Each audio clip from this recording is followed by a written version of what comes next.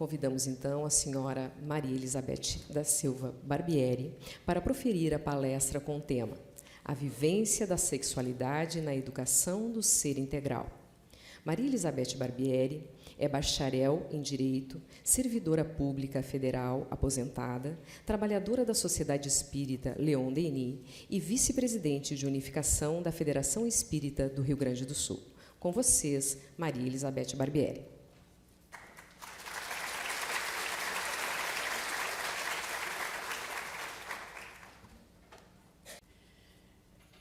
Minhas irmãs, meus irmãos, o nosso abraço, que é um abraço festivo.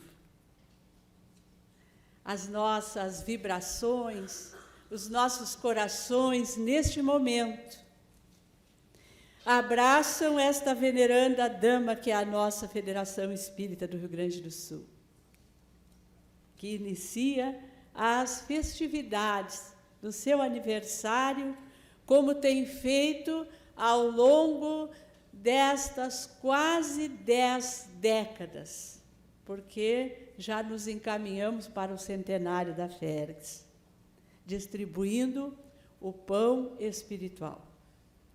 Então, que o nosso dia seja de gratidão por pertencermos a esta grande família, por podermos nos reunir e comemorarmos o trabalho, a união, a convivência com tantas almas nobres. E nós queremos iniciar esta nossa conversa, esse nosso estudo, esse nosso aprendizado conjunto, já que o tema do nosso evento é a sexualidade, lembrando o modelo de sexualidade que a Terra conheceu, da sexualidade integral, da sexualidade plena, da sexualidade felicitadora, que é o nosso Mestre Jesus. E para isto, nós queremos então lembrar uma prece do benfeitor Emmanuel, que está posta na introdução da obra Sexo e Destino. Emmanuel relembra um momento especial de Jesus, referindo-se a uma alma marcada pelo trânsito evolutivo, trazendo as suas lutas em relação a alguns aspectos da sexualidade. Emmanuel diz assim: na praça repleta de acusadores, escribas e fariseus, apresentaram-lhe sofredora mulher, que diziam haver apanhado em transgressão. Ao mesmo tempo que o inquiriam, experimentando-lhe a conduta, mestre, esta mulher foi encontrada em adultério. A lei manda apedrejar. Tu, porém, que dizes? O mestre contemplou demoradamente os zeladores de Moisés, e porque nada mais adiantaria explicar-lhes ao cérebro embotado de preconceitos, disse-lhes, alongando a palavra, a todos os moralistas dos séculos por vindouros: quem estiver sem pecado, atire a primeira pedra. Jerusalém, agora, é o mundo. na praça extensa das convenções humanas, empenha-se o materialismo na dissolução dos valores morais, com escárnio manifesto à dignidade humana, enquanto religiões veneráveis digladiam com a natureza, tentando em vão bloquear a vida qual se quisessem ilaquear a si próprias. Ao tremendo conflito dessas forças gigantescas que lutam pelo domínio moral da terra, enviaste a doutrina espírita, em nome do Evangelho, para serenar os corações e comunicar-lhes que o amor é a essência do universo, que as criaturas te nasceram do hálito divino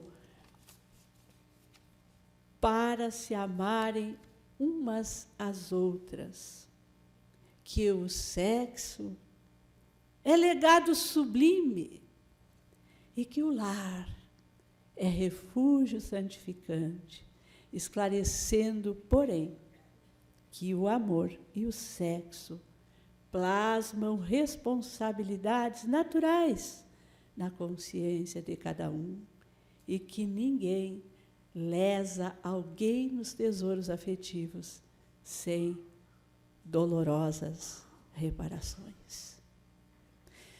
Emmanuel, ao fazer a sua rogativa,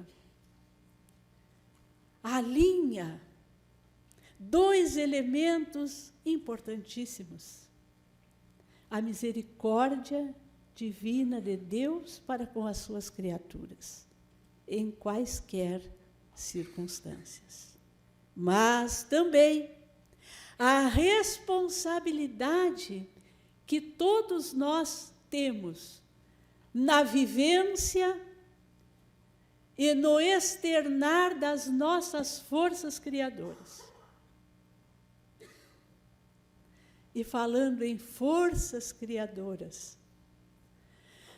quando nós falamos em sexualidade, nós precisamos considerar este conceito. Não raro, ao falarmos de sexualidade, a nossa mente embotada de preconceitos, como diz Emmanuel, ela já alinha-se imediatamente com as questões da genitalidade. Já nos vem à mente os órgãos sexuais, vagina, pênis, o intercurso, o ato sexual. Quando, na verdade, ao falarmos de sexualidade, estamos considerando, sim, estes aspectos, mas estamos falando de uma força muito mais vigorosa. Na noite que passou, observávamos da sacada da nossa casa o espetáculo e a fúria da natureza, a beleza, a impetuosidade. E estávamos ali à mercê de uma força que às vezes se torna incontrolável. Pois a energia sexual também é uma força que, se descontrolada, transforma a nossa vida, a vida dos nossos semelhantes, em caos.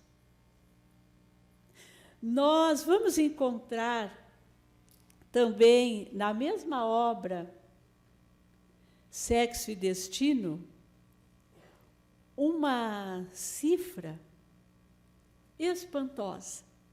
Esta obra foi escrita na década de 40, psicografada por Chico Xavier.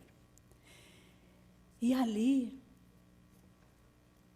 o benfeitor Calderaro, em uma das conversas, em uma das aulas ministradas na espiritualidade,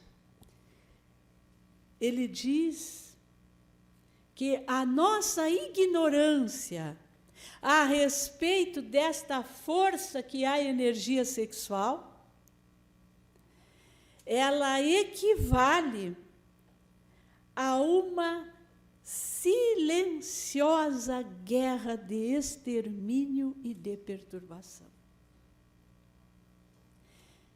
Esse termo, quando nós lemos, a princípio nos causa um impacto. A ignorância a respeito da sexualidade, do sexo, da energia sexual, equivale a uma silenciosa guerra de extermínio. E ele vai além, nos dizendo que as vítimas desta guerra silenciosa, ele usava as estatísticas de então, e que não são muito diferentes das que nós temos atualmente.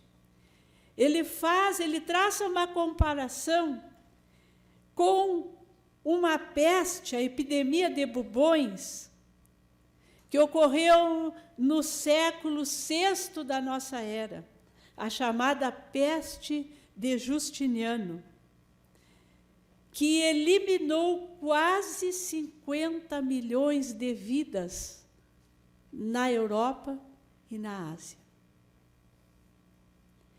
Esta comparação dos benfeitores amigos entre a devastação causada pela ignorância, que engendra várias e várias ações que são danosas às nossas vidas e às nossas relações, é para atentarmos. Esse número expressivo, diz ele, de 50 milhões de almas abatidas pela epidemia de bubões, é uma bagatela se comparada aos milhões de vidas que as angústias do sexo dilaceram todo o dia. Por isso, meus queridos amigos, quando nos dirigíamos para cá, hoje, todos nós fomos vendo a devastação pelas ruas da nossa cidade. As que não vimos, a mídia nos trouxe. E nós vínhamos pensando, refletindo sobre isto. O que emergirá desta devastação? Ainda há pouco, nosso presidente dizia: nós já escutamos os ecos da solidariedade. A devastação ensejará, por certo, reflexões, mudanças. Ficamos observando as nossas salas aqui do Ministério Público, que nos tem acolhido ao longo dos anos nos nossos eventos, destroçadas, com as vidraças estilhaçadas, o teto caído. E fizemos um esforço para pensar como elas estarão daqui a algum tempo, reconstruídas, provavelmente com materiais mais atuais, com estruturas melhor pensadas.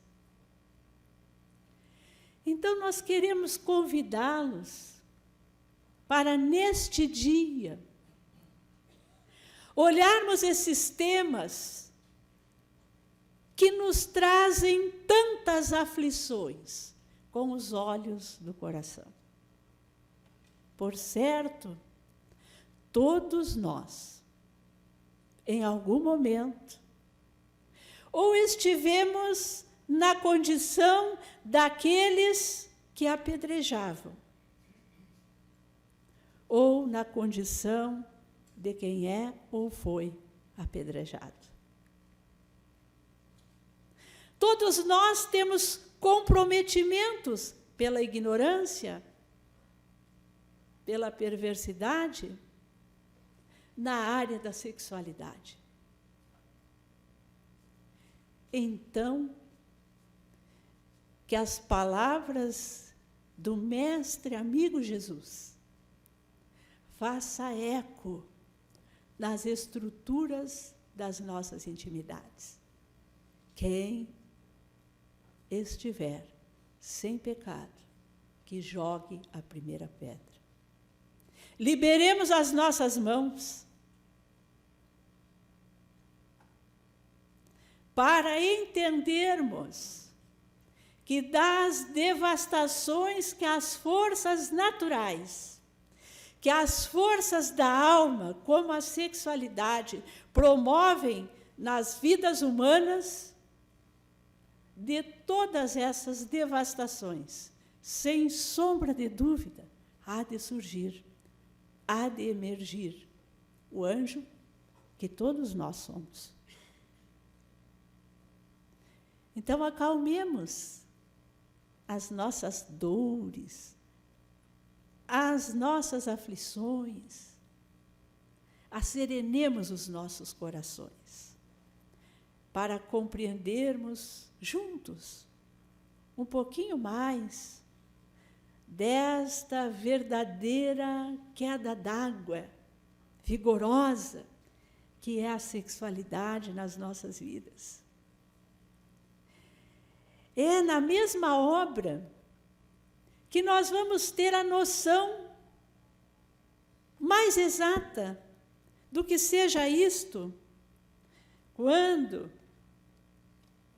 lemos no livro No Mundo Maior, lá no capítulo destinado ao sexo, este texto que eu vou pedir licença para lê-lo, porque ele é muito belo, que diz assim: o trabalho paciente dos milênios transformou, todavia, essa relação entre nós e a energia sexual. A mulher mãe e o homem pai deram acesso a novos sopros de renovação do espírito. Com base nas experiências sexuais, a tribo converteu-se na família. A taba metamorfoseou-se no lar. A defesa armada cedeu lugar ao direito. A floresta selvagem transformou-se na lavoura pacífica. A heterogeneidade dos impulsos nas imensas extensões de territórios abriu campo à comunhão dos ideais na pátria progressiva e a barbárie ergueu-se em civilização. Os processos rudes da atração transubstanciaram-se nos anseios artísticos que dignificam o ser. O grito elevou-se a cântico, e, estimulada pela força criadora do sexo, a coletividade humana avança, vagarosamente, embora, para o supremo alvo do divino amor. Por certo, a força que propiciou tudo isto através dos milênios há de ser algo que foi colocado no ser humano após ter estagiado por todos os reinos da criação para felicitá-lo, para que ele cumpra a sua tarefa de co-criador, para que ele transite verdadeiramente para a angelitude. Então, continuemos no nosso raciocínio. buscando nos reconciliarmos, seja da forma que for, com essa energia que estua em nós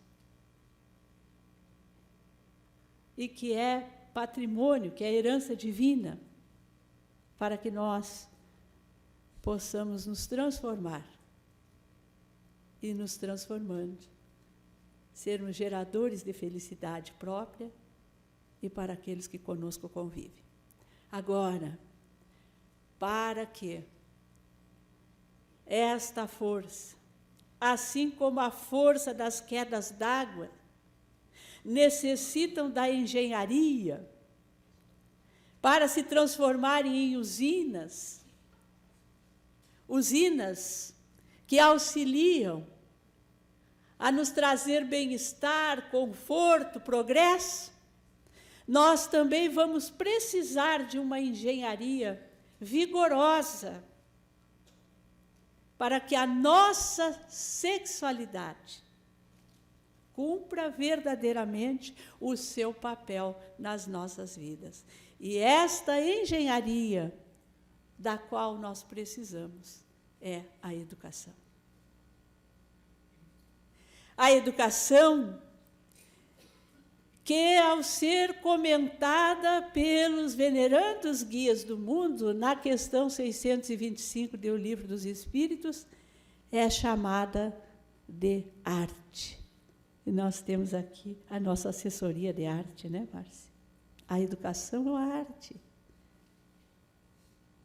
A arte, a qual Leon Denis vai dizer que, quando atingir a sua culminância, ela será o culto mais perfeito à divindade, a forma de culto mais perfeito à divindade.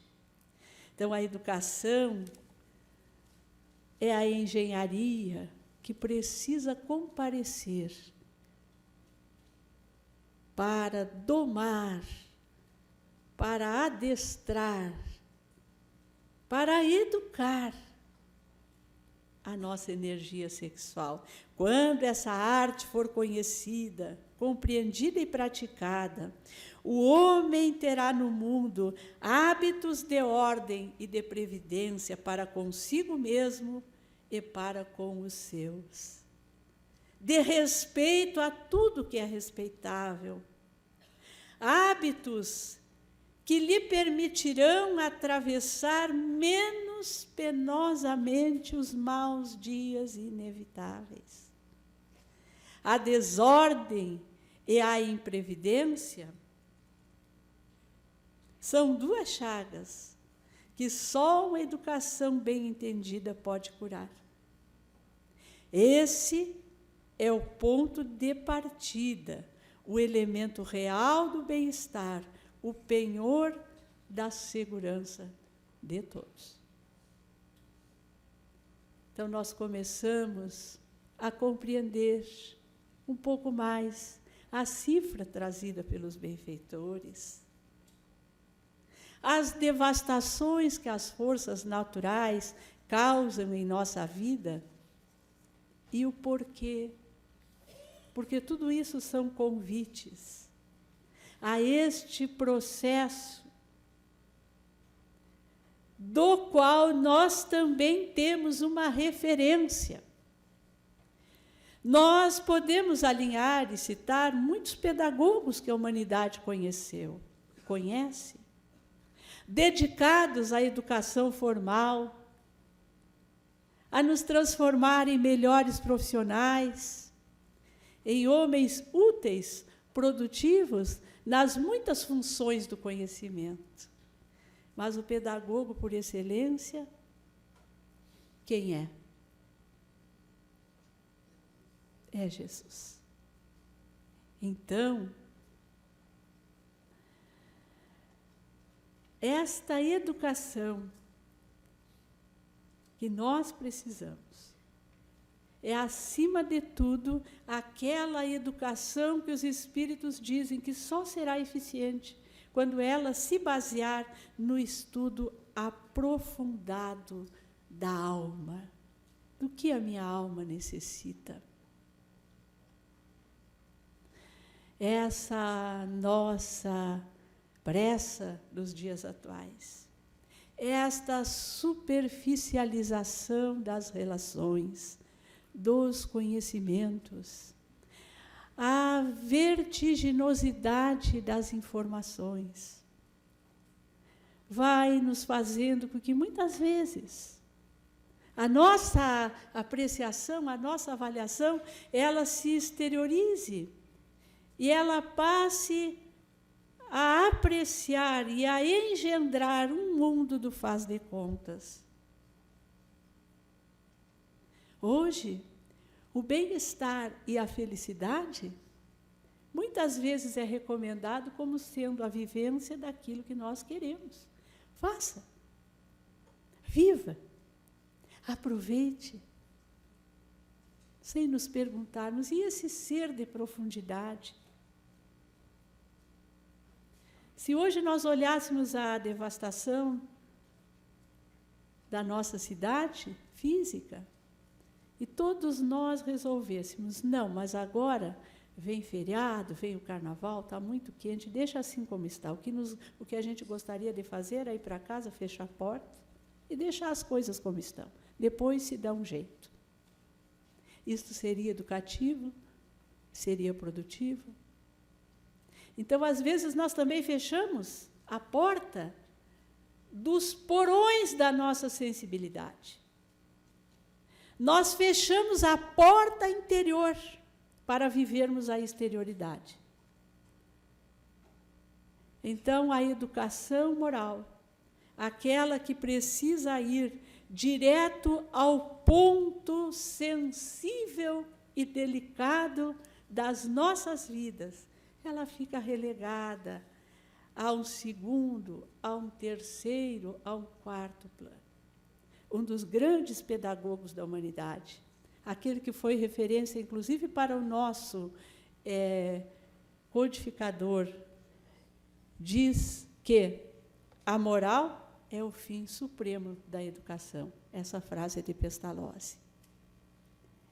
E é verdade. Quando nós lemos em O Céu e o Inferno, os Espíritos, fazendo uma avaliação de comunicações de um espírito chamado Clare, lá nas comunicações dos espíritos sofredores, na obra O Céu e o Inferno, eles trazem uma frase que é lapidar para todos nós quando nós trabalhamos a questão da educação. No homem, tanto no homem encarnado quanto no homem desencarnado, é sobre os sentimentos que se faz mister atuar. Isso vai fazer a conexão com a frase de Pestalozzi. A moral é o fim supremo da educação. E como a moral é a regra de bem proceder segundo a lei divina, os bons procedimentos, as boas ações, as ações necessárias à nossa vida, elas sempre precisam vir impulsionadas pelo sentir. Nós pensamos, sentimos e agimos. Essa é a tríade educativa que nós precisamos construir. E para isso, meus queridos amigos, nós vamos buscar um artigo muito belo que está nesta obra, Aquém e Além do Tempo. É um artigo que foi lavrado pelo nosso Gelson Luiz Roberto, psicólogo da nossa Associação Médico Espírita do Rio Grande do Sul, uma das pessoas mais estudiosas a respeito da obra de Joana de Ângeles. É o Gelson, inclusive, que ministra muitos cursos na Mansão do Caminho sobre a obra da Joana de Ângeles. E ele fez uma matéria nesta obra, intitulou o artigo Ensaio para uma Teoria Espírita do Sentimento. É o capítulo 8. A questão do sentimento, ela é bastante discutida, bastante debatida, estudada,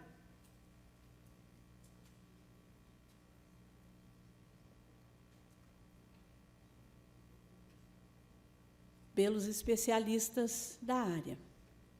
E o Gelson alinha no artigo muitas considerações importantes. E uma delas é a questão de que o sentimento ele pode tanto ser conteúdo, aquilo que eu sinto, como ele pode ser função, a forma que eu avalio aquilo que eu sinto. E ele vai nos dizer que, às vezes, a forma como eu avalio o que eu sinto, ela é mais importante, mais preponderante do que realmente aquilo que eu sinto. Ou seja, eu posso estar triste, é conteúdo, mas como eu avalio, como eu procuro afetar o mundo e como essa tristeza me afeta. É esta lógica que é importante. Então, uma das frases que eu acho importante nós fixarmos, a função sentimento é a lógica, é a razão do coração.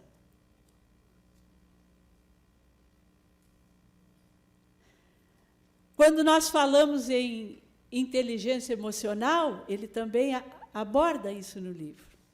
E ele disse que, na perspectiva dele, do Gelson, não existe uma inteligência emocional. Existe uma forma de levarmos inteligência às emoções, porquanto as emoções em si elas não são racionais, elas não são inteligentes, melhor dizendo. Tá? Então, quando nós falamos nessa arte de educar, nós optamos neste momento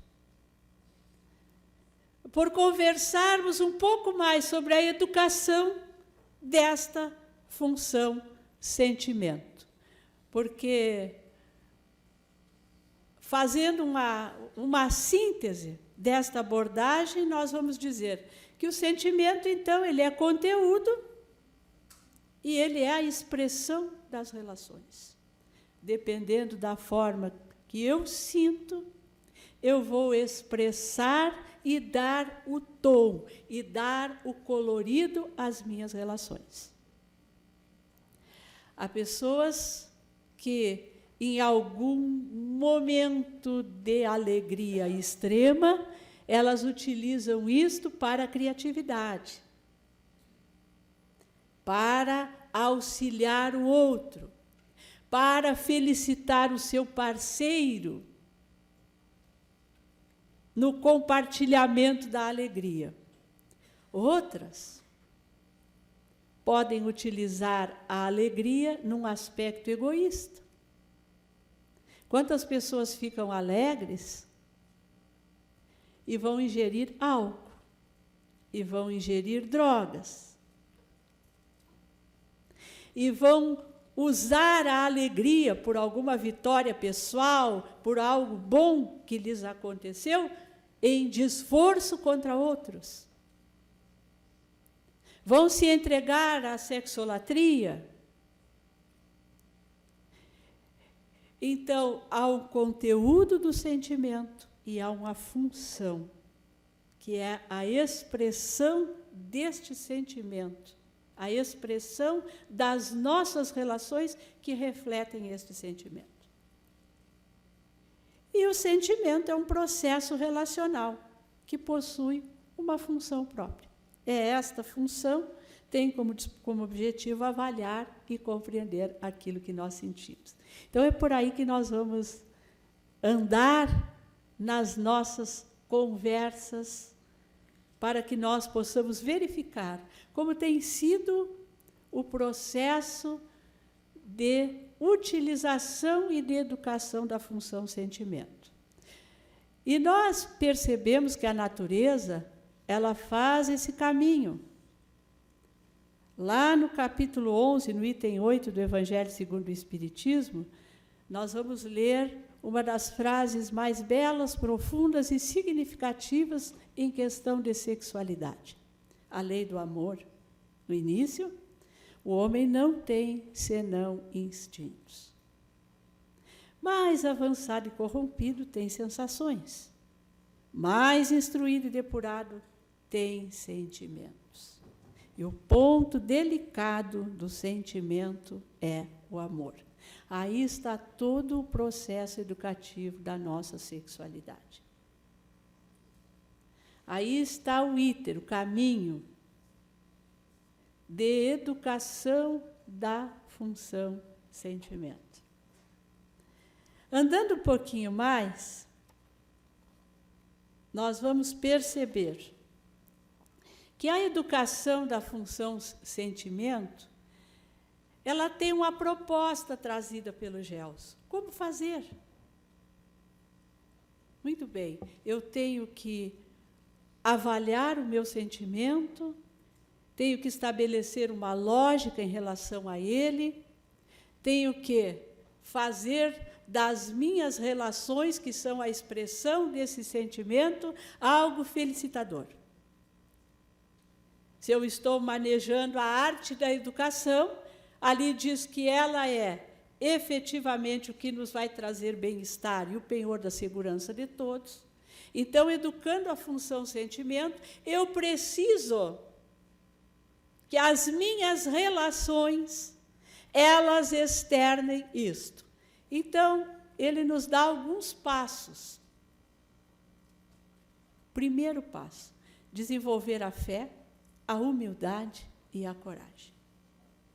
A fé por quê? Porque eu preciso acreditar. Eu preciso crer que no momento em que eu assinar um contrato com essa engenharia que se chama educação, ela vai fazer efeito na minha vida. Eu preciso crer nisso.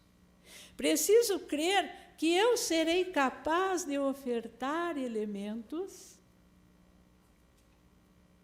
para que a educação faça efeito na minha energia sexual, na minha sexualidade, nos sentimentos que nascem desta força poderosa.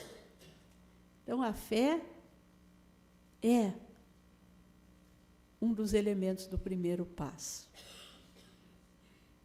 Porque se eu entender que o melhor será deixar os meus sentimentos à solta, que eu não preciso me ocupar com eles, que eu sou assim mesmo e que, sei lá, daqui a pouco alguma coisa vai acontecer, isso vai mudar o rumo da minha vida, eu vou me tornar melhor por algum passe de mágica.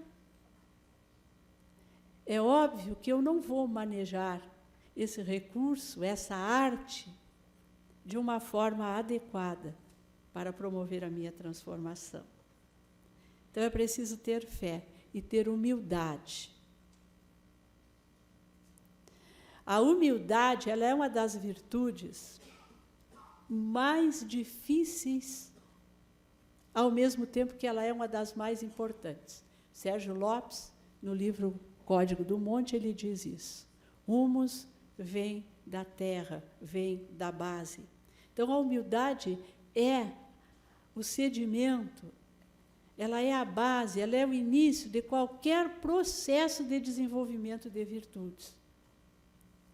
Mas como ela, às vezes, também pela nossa incompreensão, ela se atrita com a autoestima nossa, e que muitas vezes vem vestida de orgulho e de vaidade, nós temos muita dificuldade para reconhecermos quando nós precisamos aprender.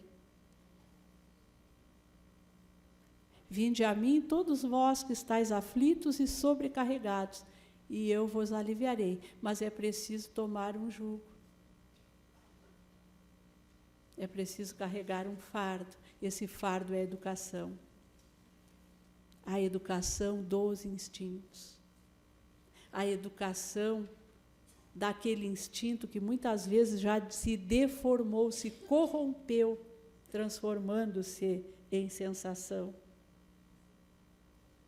Então, para isso nós precisamos ter humildade, para reconhecermos que muitas vezes nós precisaremos refazer caminhos, todos os nossos caminhos são feitos por nós. Porque as escolhas são nossas, nós temos livre-arbítrio, nenhum de nós é privado da liberdade de escolha, a não ser naqueles momentos em que nós precisamos de uma contenção maior. Mas até a contenção é ditada pelas nossas escolhas anteriores. Então, acreditar que podemos, acreditar no método e ter humildade para aprender. E a coragem. Coragem por quê? Porque quando nós começamos a trabalhar com a nossa intimidade, quando nós decidimos voltar os olhos para os nossos contextos, nós vamos nos deparando com os nossos monstros que nós criamos. Há uma história muito interessante de um guru e o seu discípulo começou a fazer os exercícios de meditação.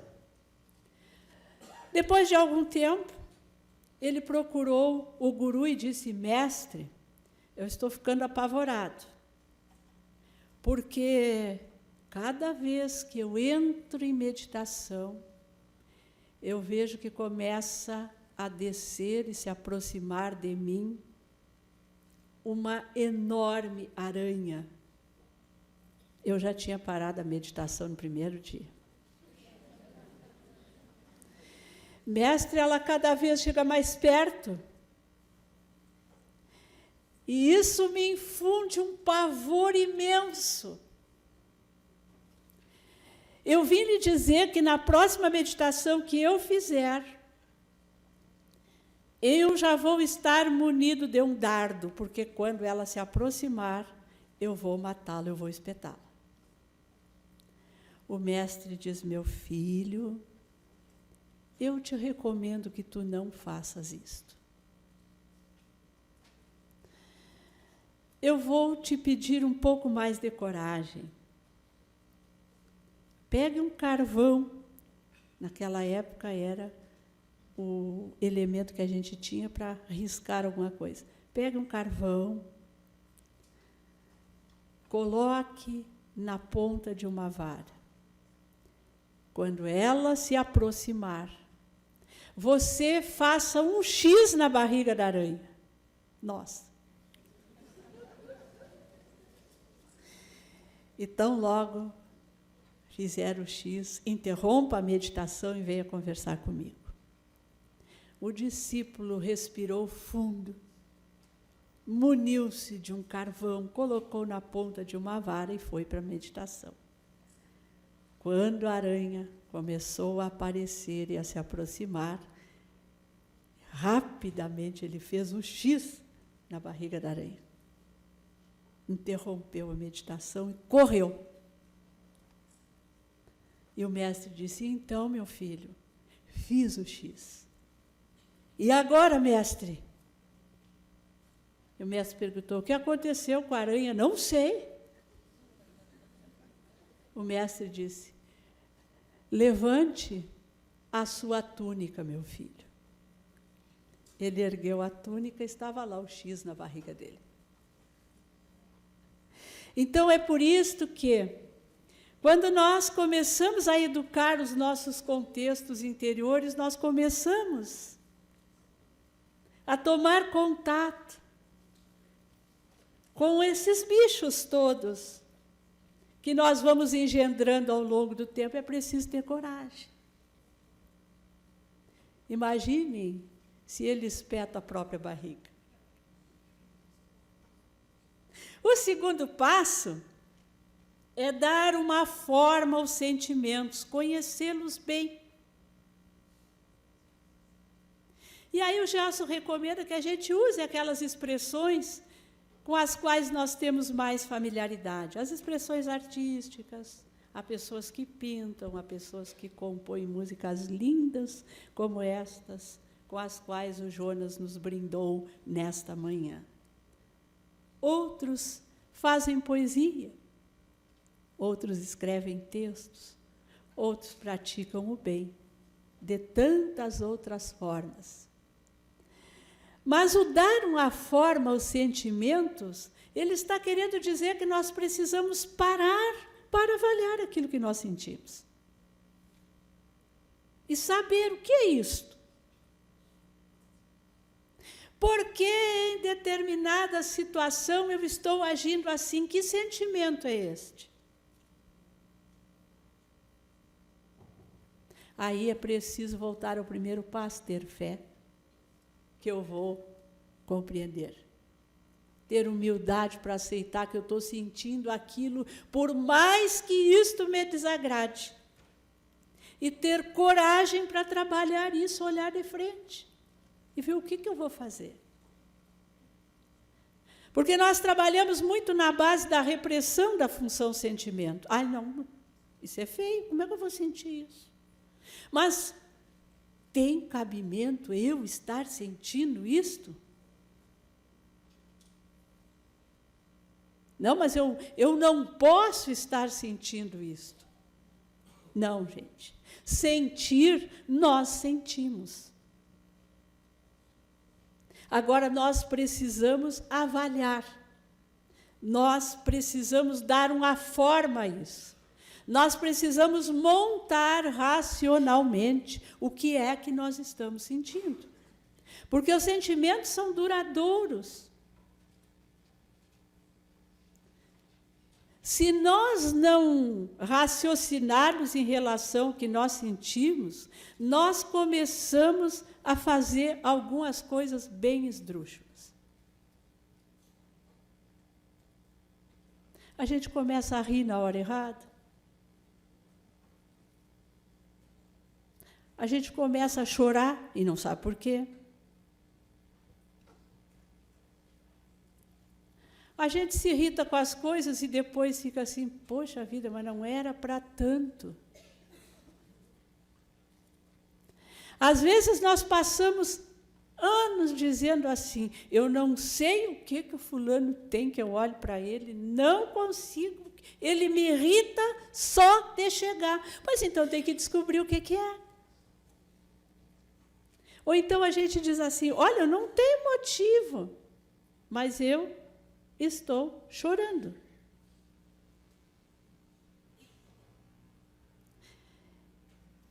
E depois que nós descobrimos, que nós logicamos o sentimento que nós temos, nós, então, vamos fazer uma avaliação moral disso. Aí sim, bom, eu sei o que eu estou sentindo. Isto me faz bem, isto fará bem aos outros se for externado, se for vivido, isso é avaliação moral.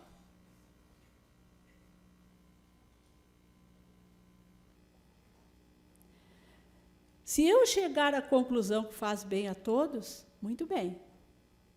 Isto pode ir para as minhas relações. Porque o quarto passo é nos posicionarmos adequadamente em relação ao que nós avaliamos. Exemplo simples. E nós temos isso muito nos dias atuais. Os lares, os casamentos desfeitos. O casamento é um dos contextos mais favoráveis à educação da função sentimento. Porque a gente casa com o lado sombra e o lado luz do outro. Mas, às vezes, se compromete só com o lado luz. Aí fica trocando, buscando alguém que seja só luz. E para rimar, como não dá para todo mundo casar com Jesus, porque ainda não tem a vibração condizente, nós vamos ficar num trajeto sem fim. Então, às vezes, nós temos compromisso com uma relação matrimonial. E, vez por outra, podem sim. Que em algum momento uma função sentimento avaliada ou não avaliada, ela vai nos trazer a compreensão de que uma outra pessoa nos despertou atenção, está nos merecendo um sentimento. E aí a gente vai e faz a análise, não, viva, seja feliz. Nós não estamos aqui para dar conselho para ninguém. Cada um é dono de si, faz o que bem entende. Agora, nós precisamos saber que educar a função sentimento não é dar vazão a instinto. Não é alargar o terreno das sensações.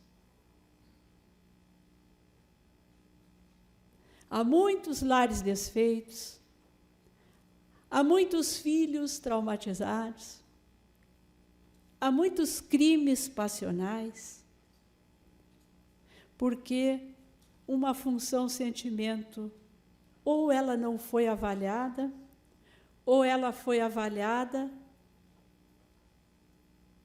mas o que foi feito dela, às vezes, pode não ter sido adequado. Volto a dizer, cada um sabe de si. Até porque a lei divina está inscrita na consciência. E a consciência, ela tem uma resposta muito clara. Quando nós estamos transitando para desenvolvermos o amor, quando nós estamos verdadeiramente fazendo isto aqui, educando os sentimentos, o nosso retorno é bem-estar. E aí eu me pergunto, eu estou bem?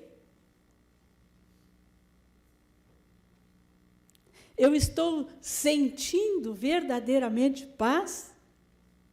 Muito bem. Então, a minha resposta, quando eu faço aquele trajeto da função sentimento, ela está adequada. Se não, eu preciso voltar a revisitar o meu interior. Deixa eu ver como é que está o nosso horário.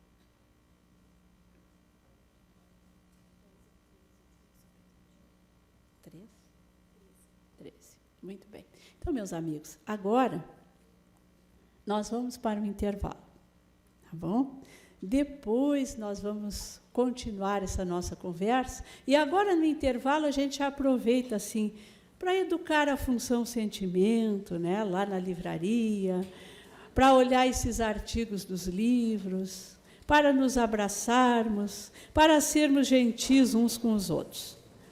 Até por hora, muito obrigada.